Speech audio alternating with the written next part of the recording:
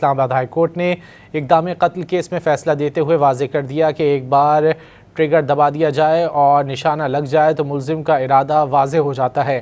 ملزم اپنی ناقص نشانے بازی کو ضمانت کے لیے رعایت کی بنیاد نہیں بنا سکتا۔ مزید جانیں گے ڈان نیوز کے نمائندے طاہر نصیر سے۔ طاہر بتائیے کیا تفصیلات ہیں؟ جی رضی، دیکھیں اسلام آباد ہائی کورٹ نے اقدام قتل کیس میں ایک بڑا فیصلہ جاری کر دیا ہے۔ جسٹس خادم حسین سومرو نے اقدام قتل کے ملزم فواد عرف مانی کی ضمانت بعد از گرفتاری کی درخواست خارج کر دی۔ اسلام آباد ہائی کورٹ نے اپنے تحریری حکم نامے میں کہا ہے کہ ایک بار ٹریگر دبا دیا جائے اور نشانہ لگ جائے تو ملزم کا ارادہ واضح ہو جاتا ہے۔ ملزم اپنی ناقص نشانے بازی کو ضمانت کے لیے رعایت کی بنیاد نہیں بنا سکتا۔ ملزم پر مدعی کی اہلیہ اور بیٹے پر فائرنگ کر کے انہیں زخمی کرنے کا الزام ہے۔ ریکارڈ کے مطابق مدعیہ شبانہ کے بیٹے کو اس واقعے کے دوران 3 گولیاں لگی۔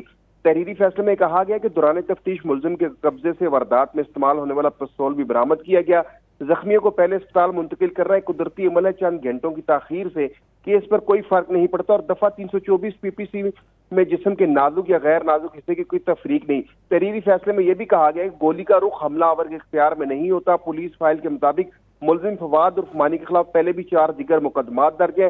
ریکارڈ پر موجود مواد ملزم کو جرم سے جوڑنے کے لیے کافی ہے، وہ ضمانت کا حقدار نہیں۔ عدالت نے ہدایت میں تحریری حکم نامے میں یہ بھی ہدایت دی ہے کہ یہ مشاہدات عارضی نوعیت کے ہیں، ٹرائل کورٹ میرٹ پر فیصلہ کرتے وقت ان سے متاثر نہ ہو۔ جی بہت شکریہ طاہر نصیر ان تفصیلات کے لیے۔